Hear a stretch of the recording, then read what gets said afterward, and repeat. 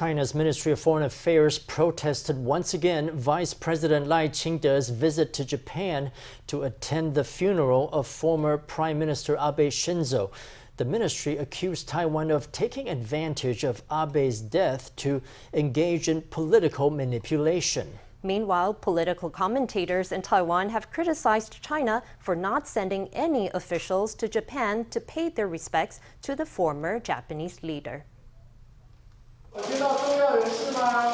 Reporters asked Vice President Lai Ching-te whether he sat with any top officials during his visit to Japan. Lai did not offer a reply, merely greeting the cameras.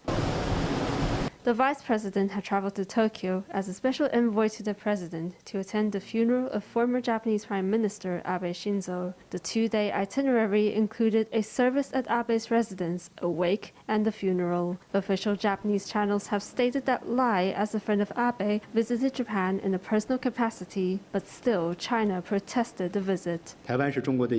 Taiwan is part of China. There is no so-called Taiwan vice president. After the sudden and unfortunate passing of former Prime Minister Shinzo Abe, the Taiwan authorities have sought to engage in political manipulation and benefit politically by taking advantage of the incident. Their political calculations will not succeed. The Chinese side has lodged stern representations to the Japanese side both in Beijing and Tokyo.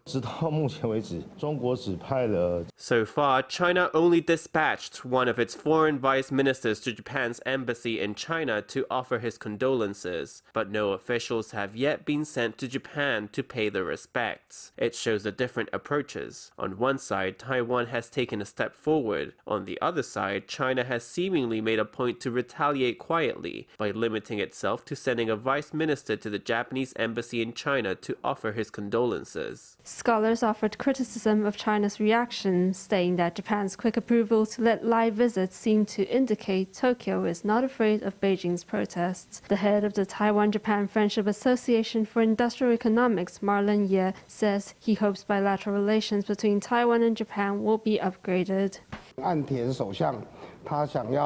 If Prime Minister Kishida Fumio wants to carry on Mr. Abe's political legacy, then he must make concrete efforts to follow Abe's path. Perhaps when Mr. Abe was still with us, Mr. Kishida was more keen on highlighting his own policies, which were different from Abe's. But now that Abe is gone, I think Kishida will accept that and continue that political legacy. I think we can look forward to Kishida continuing Abe's path. In what direction the Kishida administration will steer Japan's Taiwan policy and whether it will be a continuation of Abe's remains to be seen.